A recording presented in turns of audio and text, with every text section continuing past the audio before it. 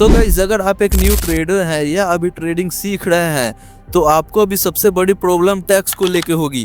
पहले से ही finance minister Nirmala Sitharaman ji ने टैक्स को बढ़ा दिया है और ऊपर से ट्रेडिंग वेडिंग अलग। आप सोचते हैं कि ट्रेडिंग से हम पैसा कमाए, लेकिन जैसे ही आप बाय या सेल करते हैं आपको एक और टैक्स देना पड़ता है। अगर आपका ट्रांजेक्शन लॉस में भी चला जाता है फिर भी आपको टैक्स पे करने हैं।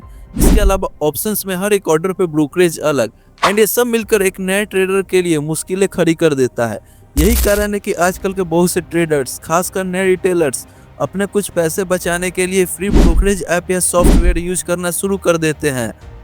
फ्री ब्रोकरेज मतलब ट्रेडिंग करते समय आपके बाय या सेल ऑर्डर पर चार्जेस नहीं देने पड़ते हैं। लेकिन आपने देखा होगा वहीं दूसरे तरफ कुछ ब्रोकर एक ट्रेड पे 50 से 60 रुपए तक चार्ज करते हैं, तो वहीं दूसरे तरफ कुछ ब्रोकर एक ट्रेड पे 0 रुपए चार्ज करते हैं।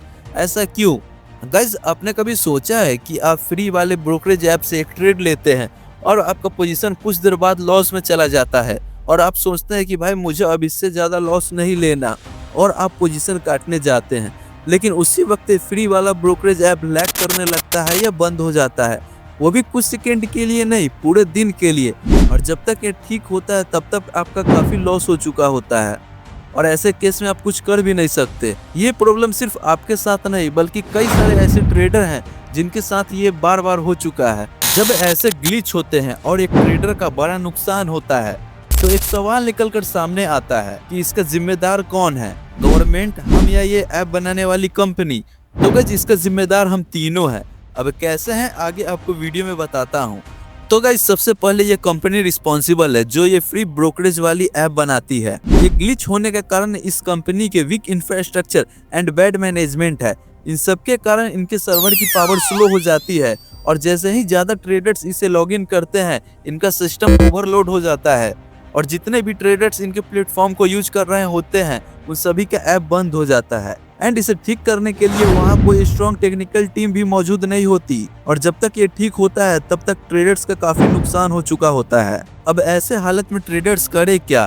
तो गाइस आपका तो पता नहीं, लेकिन ऐसे हालत में कंपनी खुद को बचाने के लिए अपने टर्म्स एंड कंडीशंस का सहारा लेती है, जिसमें साफ साफ लिखा होता है किसी भी टेक्निकल इश्यूज का जिम्मेदार कंपनी नहीं होगा।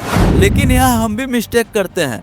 But how? गाइस हम कुछ पैसे बचाने के लिए फ्री ब्रोकरेज वाला ऐप यूज करने लगते हैं विदाउट इस ऐप के बारे में रिसर्च करे हुए, और ऐसे में हमारा काफ़ी नुकसान हो जाता है और हम कुछ कर भी नहीं सकते क्योंकि हमने पहले ही इस ऐप के सभी टर्म्स एंड कंडीशंस को एक्सेप्ट किया होता है बिना ये जाने कि ये ऐप काम कैसा करता है। लेकिन ये एक नए ट्रेडर्स की मजबूरी होती है क्योंकि पहले से ही टैक्स बढ़ चुके हैं और ऊपर से लॉट साइज भी और ब्रोकरेज तो है ही।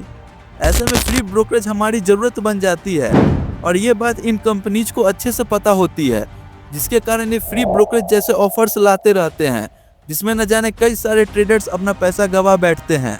लेकिन क्या सरकार और सेबी को इस बात से कोई फर्क नहीं पड़ता?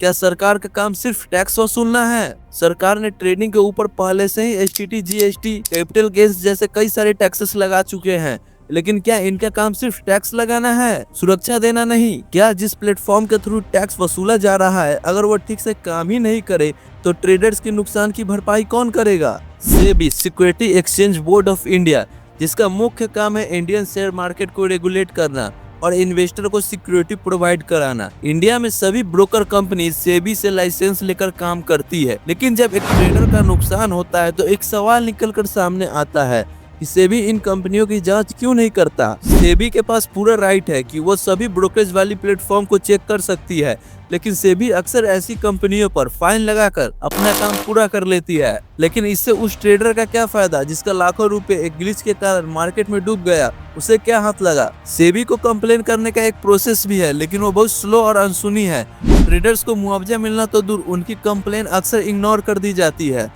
सेबी को समय समय पर ब्रोकरेज कंपनीज की जांच करनी चाहिए और गिल्टी पाए जाने पर उन पर कार्रवाई होनी चाहिए, लेकिन सेबी वहां फाइन लगाकर पैसा बना लेती है। लेकिन इसमें से कुछ पैसे उस ट्रेडर को भी मिलना चाहिए जिसका एक ग्लिच के कारण लाखों का नुकसान हुआ है। सरकार और सेबी को ट्रेडर्स के लिए एक फंड डिटरमाइन करनी चाहिए। इसके अलावा टैक्स को भी समझने लायक बनाना चाहिए। सरकार ने ट्रेडिंग के ऊपर ऐसे टैक्स लगा चुके हैं जो ट्रेडर्स को पता ही नहीं और वो टैक्स पे कर रहे हैं। लेकिन सरकार टैक्स बढ़ाकर और वसूल कर डेवलपमेंट मानती है। ये भी सिर्फ नाम के लिए रेगुलेटरी बॉडी बनी रहती है। ना तो ये किसी ऐप के ग्लिच होने पर कोई एक्शन लेती है और ना ही एक ट्रेडर को जस्टिस मिल पाता है। यार आपको क्या लगता है कमेंट करके जरूर बताएं। मेरा ये वीडियो बनाने का मकसद ये था कि ऐसे ट्रेडर जो फ्री ब्रोकरेज के लालच में अपना लाखों रुपए गवा बैठे हैं उन्हें जस्टिस मिल पाए।